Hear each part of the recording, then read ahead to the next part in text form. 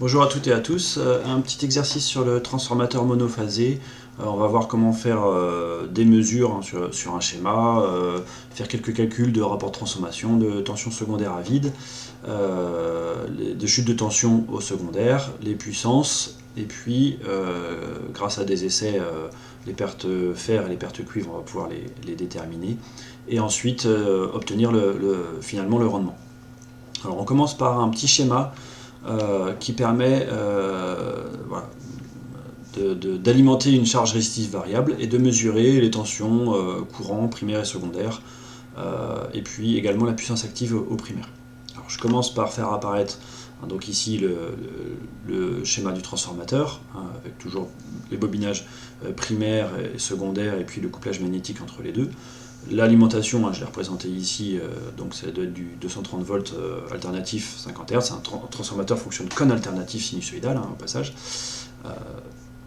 Bref. Donc on va alimenter une charge résistive variable, donc je la fais apparaître ici, cette charge résistive variable. Donc je la représente sous forme d'une résistance avec une flèche dedans qui me dit que c'est variable, que c'est modifiable. Et puis on veut mesurer donc la tension au primaire, donc je peux la placer ici, le courant primaire il est ici, donc je vais placer un voltmètre le plus près possible de la source, bon, pour des raisons de sécurité, bref. Je vais placer également un ampèremètre donc en série sur le fil dans lequel je vais mesurer le courant. Je vais également donc faire apparaître les tensions secondaires et courants secondaires. Je vais mettre un voltmètre pour mesurer U2. Je vais mettre également un appareil de mesure pour mesurer I2, mais ici il était spécifié dans le texte, utiliser un transformateur de courant pour mesurer I2. Donc c'est en général un appareil qu'on utilise pour mesurer des courants très importants, même si ici le courant ne sera pas si important que ça. Donc voilà le symbole d'un transformateur de courant avec au secondaire un ampèremètre. Et puis ces transformateurs de courant, en général, ils divisent par 1000 le courant qui passe dans le fil, donc on mesure 1000 fois moins sur l'ampèremètre qui est derrière. Et enfin, il faut mesurer la puissance active au primaire, donc je vais placer un wattmètre à un côté primaire, que je représente ici en orange. Donc le wattmètre, il a deux bornes qui sont ici et là, c'est les bornes du circuit intensité. Je vais mettre circuit I simplement, ces deux bornes-là. Donc c'est des bornes qui sont en série sur le fil dans lequel je mesure le courant, comme un ampèremètre en série. Et puis les deux bornes du bas sont ici les bornes du circuit tension, le circuit U. Voilà. C'est ces deux bornes-là. Donc lui, le circuit tension doit mesurer la tension entre voilà, les deux fils d'entrée, entre la phase et le neutre. Voilà. Le wattmètre, qu'est-ce qu'il fait? Il fait le produit tension fois courant à chaque instant t, et puis il va nous donner la valeur moyenne de ça, et la valeur moyenne de tension fois courant, il s'agit de la puissance active, qui va être P1, ça va être U1 fois I1 fois cos phi 1. Donc ok pour ce petit schéma-là, donc très important côté travaux pratiques, bien sûr. On va passer ensuite aux autres questions. Donc là, il faut calculer le rapport de transformation. Donc le rapport de transformation, il est noté M. Ici, je connais le nombre de spires au primaire et le nombre de spires au secondaire. Le rapport de transformation, c'est le rapport du nombre de spires secondaires sur primaire. Donc ici, je vais avoir 110 sur 1000, c'est-à-dire 0,11. Le rapport de transformation n'a pas d'unité, c'est pas la peine d'en chercher une. C'est un rapport du nombre de spires, mais on verra aussi que le rapport de transformation, c'est aussi le rapport des tensions secondaires sur primaire. Alors ça, c'est pas tout à fait vrai, puisque la tension secondaire va légèrement varier en fonction de la charge. Alors, on a ce qu'on appelle une chute de tension secondaire. Je ferai un autre exercice plus particulièrement là-dessus. Et donc le rapport de transformation, N2 sur N1, c'est aussi U de 0 sur U1. Le 0, ça veut dire que c'est à vide. En charge, U2 sera un peu plus faible que U de 0, et donc le rapport de transformation, si je le calculais comme ça, serait un peu plus faible.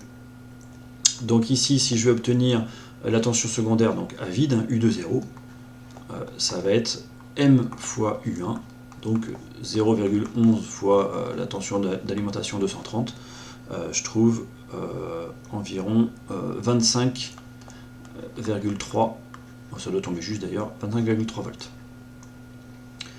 Voilà pour cette tension secondaire à vide et le rapport de transformation. On va passer à la suite. Donc sur une charge résistive, le courant consommé au secondaire est de 4,2 ampères. La tension secondaire vaut alors 24,4 volts. Vous voyez, on vient de trouver 25,3, c'est la tension à vide, mais en charge, la tension a légèrement baissé. Hein. Voilà, je vais remettre ici hein, que U20 c'était 25,3 volts, et puis en charge hein, c'est 24,4. Et si j'avais une charge qui consommait seulement 2 ampères, je serais entre les deux, hein, je serais peut-être à 24,8 volts, quelque chose comme ça. Alors, on me demande de calculer la chute de tension pour ce point, justement. Donc, delta U2, c'est comme ça qu'elle est notée, c'est tout simplement la différence entre tension à vide et tension en charge pour un point considéré. Donc ici, ça va être 25,3 moins 24,4, et je vais trouver 0,9 volts. Ok, donc ça c'est, on chute de 0,9 volts, hein, ce qui est logique, hein, quand on consomme beaucoup de courant, forcément la tension va avoir tendance à s'écrouler un petit peu. Alors, cette valeur en volts, elle n'est pas très intéressante, parce que si on me dit, tiens, la chute de tension c'est 0,9 volts, je ne sais pas si c'est beaucoup ou pas, ça va dépendre du transformateur. Sur un transformateur qui sortirait du 5 volts, 0,9 volts serait beaucoup. Pour un transformateur qui sortirait du 200 volts, 0,9 volts c'est pas grand chose. Donc on va plutôt la calculer en relatif, c'est ça qui est le plus intéressant, donc en pourcent hein, tout simplement. Donc elle est notée delta U2%. Et c'est donc U20 moins U2, hein, donc c'est delta U2, mais divisé par la tension à vide, U20. Donc là je vais faire 25,3 moins 24,4, divisé par 25,3, et je vais trouver environ 3,56% de chute de tension. Ok, alors question B, calculer les puissances actives, réactives, apparentes au secondaire. Donc on va commencer par la puissance active, c'est U2 fois I2 fois cos phi2. Mais ici, cos phi2 va valoir 1 puisque on a une charge résistive, purement résistive. Donc pas de déphasage entre courant et tension. Et donc phi égale 0, et donc cos phi vaut 1.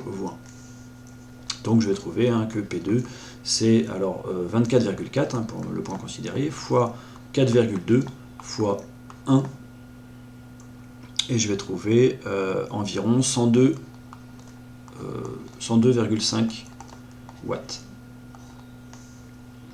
La puissance réactive, ça va pas être long comme calcul, je peux réécrire U2, I2, sinus phi2, mais je sais que le sinus phi2 va valoir 0, donc tout simplement, on a une charge résistive, donc la puissance réactive vaut 0, et puis la puissance apparente, en valeur, ça va être, puisque le cos phi vaut 1, ça va être égal à P2, et donc je vais retrouver les 102,5 VA, volt-ampère.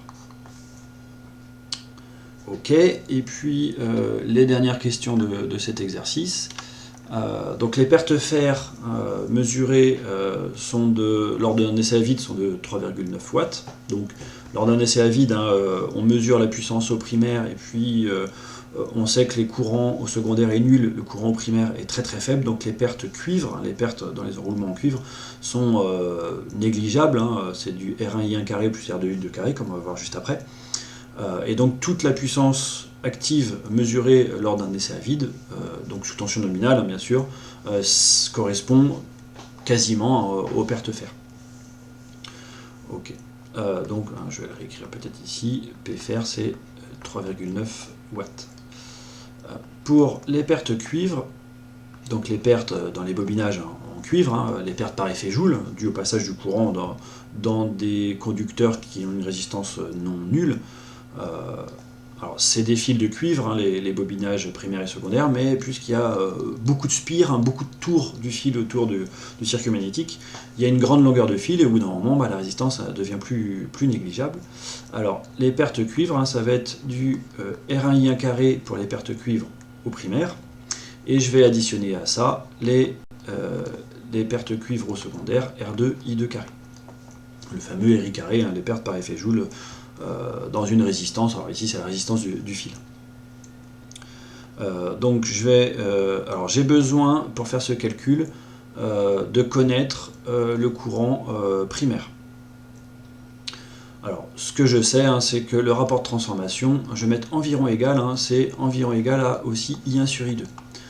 D'où la petite phrase, en supposant le transfo parfait pour les courants, c'est pour pouvoir utiliser cette relation-là, M égale I1 sur I2, donc I1 c'est environ, ça reste une estimation, M fois I2, donc 0,11 fois, on avait combien en I2, c'était 4,2 ampères,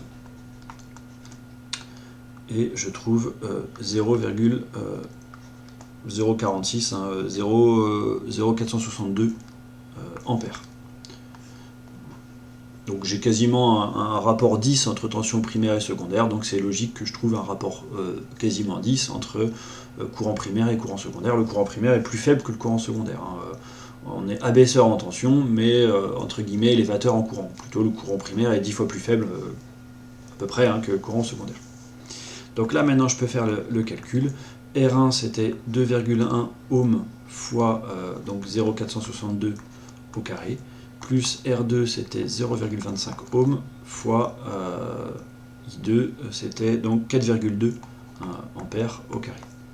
Et je vais trouver des pertes cuivre d'environ 4,86 watts. Maintenant j'ai tout ce qu'il me faut pour déterminer le rendement du transformateur. Donc le rendement, je vais l'écrire en toutes lettres, donc il est noté état, la lettre Y c'est une espèce de N avec une grande jambe. Donc c'est toujours pareil, c'est puissance de sortie sur puissance d'entrée. Ici sur un transformateur, la puissance de sortie c'est une puissance active électrique, P2, et la puissance d'entrée c'est aussi une puissance active électrique, P1. Et je sais aussi que P1, qu'est-ce que ça va être cette puissance? C'est P2 plus les pertes. Alors les pertes, il y a des pertes fer et des pertes cuivre. Donc je vais trouver que c'est 102,5 watts, ce qu'on avait obtenu au niveau de la puissance au secondaire, puissance active au secondaire, sur 102,5 plus 3,9 pour les pertes fer, plus 4,86 pour les pertes cuivre. Désolé pour les traits, c'est pas très facile à faire au stylet. Et donc je vais trouver un rendement d'environ 92,1%, évidemment inférieur à 1, bien sûr. Voilà pour ce petit exercice. Je vous remercie.